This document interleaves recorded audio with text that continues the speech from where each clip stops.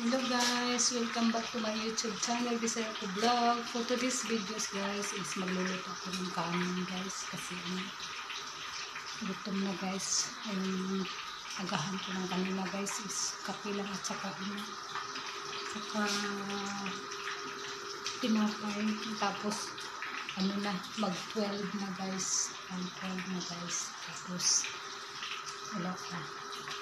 Kaya ko guys, meron akong yung sinain ni Madam kahapon na chicken na may yung hindi naman yung rice guys, parang trigo siya guys, yung hindi luto.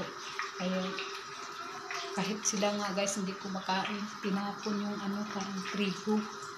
Tapos ayan yung manok guys, piniprito ko na lang.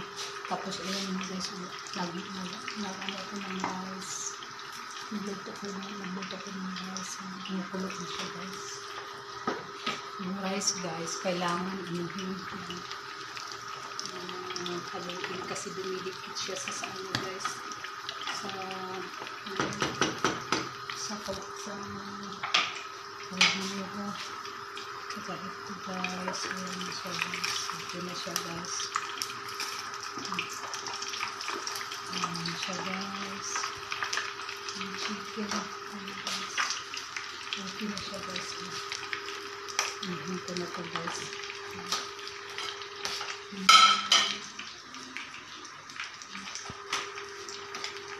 Ito na ito guys. Yung manok.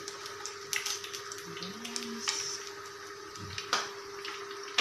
Diskarte na lang guys kasi yun ito guys. Kahapon niluto ko to guys sa oven. Tapos minarinate yan kahapon. Tapos yung niluto ko sa oven. Kaso hindi talaga yung kanin kasi hindi masarap. Kaya ayan, nagkain ako ng kanin guys. Ayan yung kanin ko guys, kumukulot na. Tapos kailangan itong haluin guys kasi dumidikit kasi guys. Nilagyan ko to ng mantika at saka asin. Kasi itong rice nila dito guys, hindi yung matabang guys ba? Matabang. Ayan siya guys. Ayan na guys. Okay na yung rice ko guys. Tsaka yung chicken. Ayan. Yay! Tulid na akong tinain guys. Gutom na ko guys. Ay, na. Alas 12 na ng tanghali dito guys. Kaya guys, thank you for watching. Hanggang dito na lang yung video ko. Salamat sa panunood po. Ingat kayo lagi. God bless and bye-bye. Kain ako guys. Yun na lang ako mag-video guys. Kakain ako. Nakakahiya. Gutom na ako guys. Ayan.